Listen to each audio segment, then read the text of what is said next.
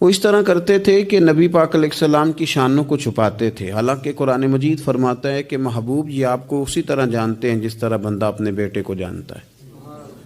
اتنا گہرا جاننے کے باوجود حضور کی شانیں چھپاتے،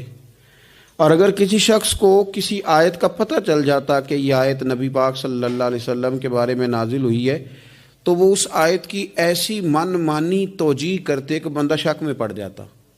عجیب و غریب تشریح کر دیتے کہ وہ حضور تک جا نہ سکے۔ اللہ تعالیٰ نے فرمایا کہ وَلَا تَلْبِسُوا الْحَقَّ بِالْبَاطِلِ،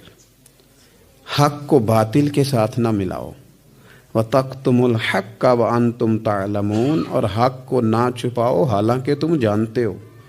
تمہیں پتہ ہے میرے محبوب کی عظمتیں چھپاتے ہو۔ وَلَا تَلْبِسُوا الْحَقَّ بِالْبَاطِلِ وَتَكْتُمُوا الْحَقَّ وَأَنْتُمْ تَعْلَمُونَ۔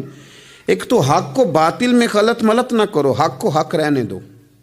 جھوٹ جھوٹ رہے اور سچ سچ رہے۔